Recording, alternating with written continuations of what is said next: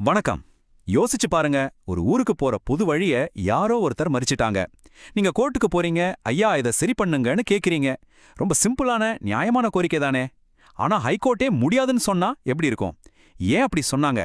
வாங்க இந்த சட்ட புதிரோட முடிச்ச அழிக்கலாம். அந்த ஆச்சரியமான தீர்ப்புக்கு பின்னால என்ன இருக்குன்னு நாம சேர்ந்து பாப்போம். இதுதான் நம்ம எல்லார் மனசுலயும் வர்ற முதல் கேள்வி. பொது பிரச்சனைன்னா நம்ம எல்லாரும் நம்பிக்கையோட போற இடம் நீதிமன்றம் தானே.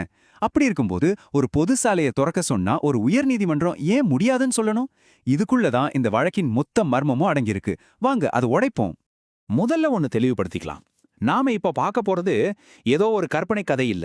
இது சென்னை உயர் நீதிமன்றம் கொடுத்த ஒரு நிஜமான உத்தரவு. அதனால நாம ஒரு உண்மையான சட்ட சூழ்நிலையிலிருந்து ஒரு முக்கியமான பாடத்தை கத்துக்க போறோம்.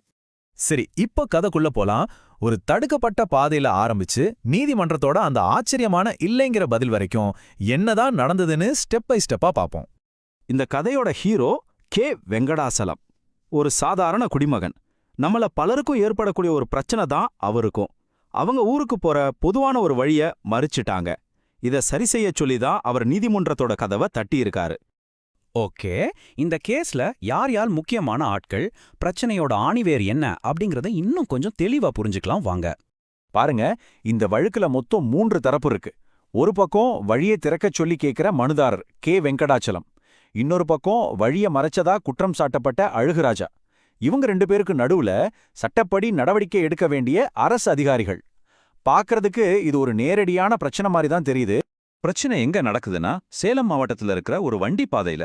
அந்த காலத்துல மாட்டு வண்டிங்க, விவசாயத்துக்கான பொருட்கள் எல்லாம் கொண்டு போக மக்கள் பொதுவா பயன்படுத்தின ஒரு வழி அது. அந்த பொது வழிய ஒருத்தர் ஆக்கிரமிச்சிட்டாதான் மூல குற்றச்சாட்டு.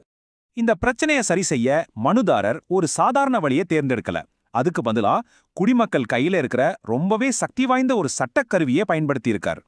அவர் யூஸ் பண்ண அந்த சட்டக்கருவி பேர் தான் ரிட் மனு.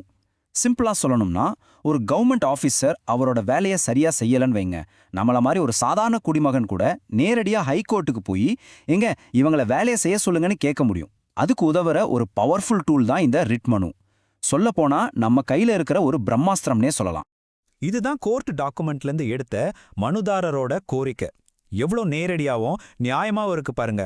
சட்டப்படி ஆக்கிரமிப்பை அகற்றுங்கள், அவ்வளோதான். இதுல என்ன தப்பு இருக்க முடியும் இல்லையா? ஆமா, இந்த கோரிக்கையில எந்த தப்பும் இருக்கிற மாதிரி தெரியல. யார் கேட்டாலும் இது நியாயம்தானேன்னு சொல்லுவாங்க. அப்புறம் ஏன் உயர்நீதிமன்றம் இந்த வழக்கை தள்ளுபடி செய்யணும்? இப்பதான் நம்ம மர்மம் இன்னும் ஆழமாகுது. இந்த முடிவுக்கு பின்னாலதான் இந்த வழக்கையே புரட்டி போட்ட ஒரு முக்கியமான காரணம் ஒளிஞ்சிருக்கு. வாங்க, இப்போ இந்த கேஸோட முக்கியமான திருப்புமுனைக்கு வந்துட்டோம். இந்த ஒரு தகவல் தான் இந்த வழக்கின் ஒட்டுமொத்த போக்கையும் மாத்தி நமக்கு ஒரு பெரிய சட்ட பாடத்தை கத்துக் கொடுக்க போகுது. விசாரணை நடந்துட்டு இருக்கு. மனுதாரர் தரப்பு வாதமெல்லாம் முடிஞ்சது. அப்போ அரசு வழக்கறிஞர் எழுந்து நின்னு ஒரே ஒரு வாக்கியம் சொல்றார். அந்த ஒரு வாக்கியம், அந்த ஒற்றை வாக்கியம் மொத்த கதையே அப்படியே தலைகீழா புரட்டி போடுது. இதுதான் அந்த அதிர்ச்சியான தகவல். அரசு வக்கீல் சொல்றாரு, மை லார்ட், இந்த கிராம மக்கள் ஏற்கனவே இதே பிரச்சனைக்காக ஒரு சிவில் கோர்ட்ல வழக்கு போட்டு அதுல ஜெயிச்சு தடை உத்தரவும் வாங்கிட்டாங்கன்னு. அதாவது இந்த ஆக்கிரமிப்பை தடுக்கச் சொல்லி அவங்க கையில ஏற்கனவே ஒரு நீதிமன்ற உத்தரவு இருக்கு. இத இன்னும் சிம்பிளா சொல்லணும்னா என்ன தெரியுமா?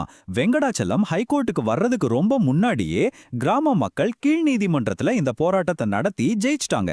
இதுதான் இந்த வழக்கின் மிகப்பெரிய ட்விஸ்ட். இது ஒரு புது பிரச்சனை இல்ல, இது ஏற்கனவே தீர்க்கப்பட்ட ஒரு பிரச்சனை. இந்த உண்மை கோர்ட்டுக்கு தெரிஞ்சதும் தலைமை நீதிபதி கொடுத்த தீர்ப்பு ஒரு தீர்ப்பா மட்டும் இல்லாம சட்டத்தை எப்படி சரியா பயன்படுத்தணுங்கிற ஒரு முக்கியமான பாடமா மாறுச்சு. அது என்ன பாடம்னு இப்ப பாப்போம். இப்ப பாருங்க, இதுதான் இந்த முழு கதைக்கும் ஒரு சாவி. சட்டத்துல ஒவ்வொரு பிரச்சனைக்கும் ஒரு ஸ்பெஷல் டூல் இருக்கு. ரிட் மனுங்கிறது புதுசா ஒரு சண்டை ஆரம்பிக்கிற மாதிரி ஒரு சுத்தியல்னு வச்சுக்கோங்க. ஆனா நிறைவேற்று மனுங்கிறது நீங்க ஏற்கனவே ஜெயிச்ச ஒரு கேஸ் அமல்படுத்த சொல்றது. அதாவது உங்ககிட்ட ஏற்கனவே இருக்கிற வீட்டுக்குள்ள போக சாவியை பயன்படுத்துற மாதிரி. இங்க மனுதாரர் என்ன பண்ணிருக்காருன்னா, புதுசா வீடு கட்ட சுத்தியலை தூக்கிட்டு வந்திருக்காரு. ஆனா உண்மையில அவர் கையில அந்த வீட்டோட சாவியே ஏற்கனவே இருந்திருக்கு. இதுதான் தலைமை நீதிபதியோட நேரடியான வார்த்தைகள். அவர் ரொம்ப தெளிவா சொல்றார், உங்களுக்கு ஆதரவா ஒரு தீர்ப்பு ஏற்கனவே இருக்கு. அது யாராவது மதிக்கலன்னா நீங்க எதுக்கு புதுசா ரிட் மனு போடணும்? அந்த பழைய தீர்ப்பை அமல்படுத்த சொல்லி ஒரு நிறைவேற்று மனு தாக்கல் செஞ்சாலே போதுமே. அப்போ சரியான சட்ட வழிமுறை இதுதான். முதல்ல ஒரு வழக்குல ஜெயிச்சு தீர்ப்பானை வாங்கணும்.